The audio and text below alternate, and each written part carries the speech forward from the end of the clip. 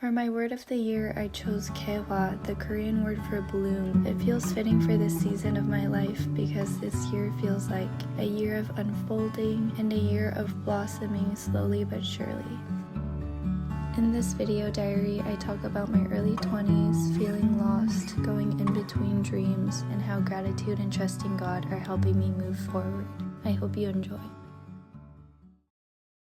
Welcome to another yap session / video diary / brain dump. Happy New Year, everybody. Can you believe it's 2026 already? I think that with the hecticness from the holidays, I never really processed the fact that we're in the new year already. Crazy. And the fact that it's already January 8th, I can't.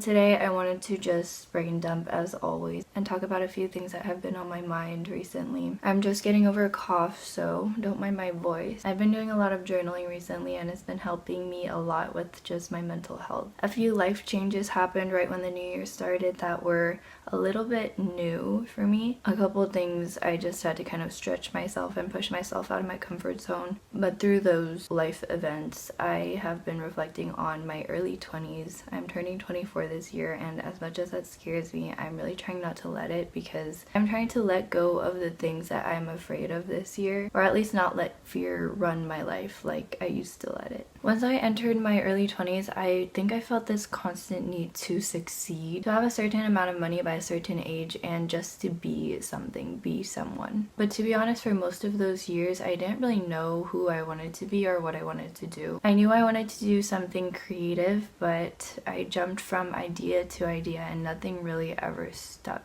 I've always been a writer. I've always loved journaling. My mom's a writer, so I get that from her. And so for a few years, I thought I might be a writer. So I tried it for a bit. I even said it was my dream for a while to publish my own book someday. But I feel like that is not my passion. I don't have it as a writer. I like brain dumping in my journal, but that's just about it. I thought for a while that I might pursue videography, which is still a dream of mine, but I just don't have the people around me to help me with that, really. Aside from the little that I can do with YouTube. And a couple years ago, I spent some time in Korea trying to pursue modeling, but that never really went anywhere. So basically, nothing stuck. And here I am in 2026, still more lost than ever, but somehow I'm more okay with it than I used to be. There's so many moments when I look back and feel like a sense of deep dread and disappointment in myself for not doing enough. Sometimes it feels like I've accomplished nothing, that I've done nothing with my life, like I've done nothing for myself, my family, my life, the world. But I also know that that feeling comes a lot from comparison. Right now I'm working a part-time barista job. I'm kind of barely scraping by, it feels like, with my medical bills and other life expenses like insurance and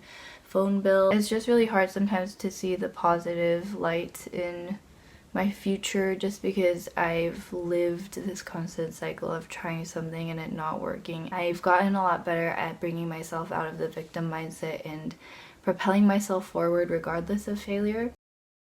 I wanted to take a moment to thank Q for gifting me this little cute camera. I mentioned in my last video that I have been wanting more gifted collaborations again because I used to get so many back in the day. And then this company sent me this camera to test out. And I'm so grateful. Thank you, Q. It is a Japanese camera brand and they are rethinking the way they capture memories using this tiny little thing. They've developed a really cool and innovative camera and app designed to let users fully immerse themselves into the moment while capturing their memories. It only captures clips up to 9 seconds and this little thing only holds 27 videos. And this is the coolest part about it. You take this off and you plug it into your phone to upload them onto your app. I took this around with me during the holidays and I'll insert some clips here, but it was just such a fun way to capture moments with my friends, with my family, and everybody was like, what is that? What is that tiny little camera thing?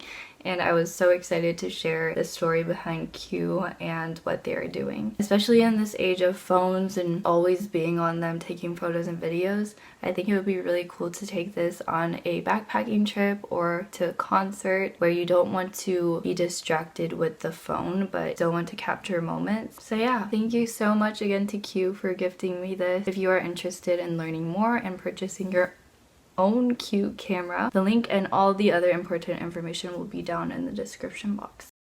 I've been learning a lot of independency as well. I think that I've been very dependent on my family, my younger sister, and right when the new year hit, I was alone, and I am alone right now, physically at least. It's been a learning lesson, learning to do things on my own again, but honestly, I am okay, even though it's hard. I think that's because I've come to a place in my mind, a place of acceptance in a way where I know that my dreams and my visions will come true. What's different from me this year compared to last year is now I have a deep-rooted confidence in myself and in God that I was made for more than just what's in front of me right now. My daily life, I was made for more than this. So instead of looking back and feeling regretful, I've been trying to treat everything as a learning lesson, as a season of being molded, being shaped and formed into the person I am today. That being said, I am going to become so relentless with pursuing my dreams this year because I have to be. There's like no other option now. I feel a sense of urgency for whatever reason, not to rush myself into anything, but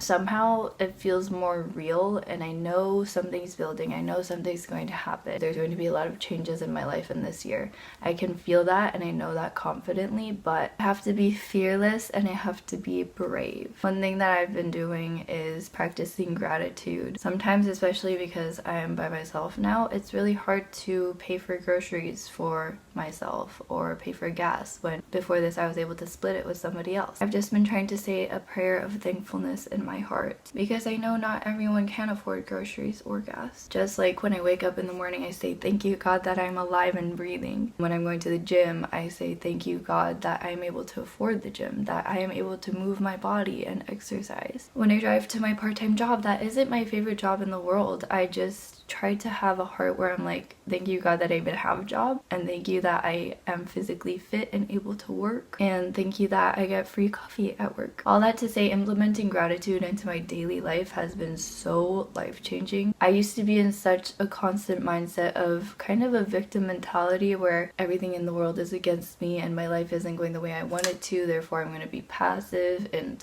upset about my life and throw fits. But gratitude really shifts your focus on things above, things that you can't really see, instead of staying in that victim mindsetness of negativity. It's been setting the foundation of my life just to be more open to positivity and open to receiving a lot more. I used to wake up with this dread for the day ahead that I couldn't shake, and it was the worst. Just waking up and not being excited to live. That is not a fun feeling, and I know a lot of people live with that. But that completely went away when I started practicing gratitude. Even though I'm not nowhere near where I want to be in my life, I'm just so much happier. That mindset shift has also helped with my fear of not having enough. And that fear, that lack mindset is actually very interesting to me because my family, we didn't have a lot, but we always had enough. So I don't know where I picked up that mindset because I saw throughout my entire life in watching how my parents lived and my family that God always provided, even if we were cutting it close. And I think that mindset, wherever I picked that up, it held me back a ton in my early 20s because I was constantly living in a state of fear of money. Whereas now, gas is expensive, but I know that I will be okay. Even though I still don't really like looking at my bank account, I have this deep knowing that everything will be okay. And even looking back at my past when I was like dirt broke, when I was like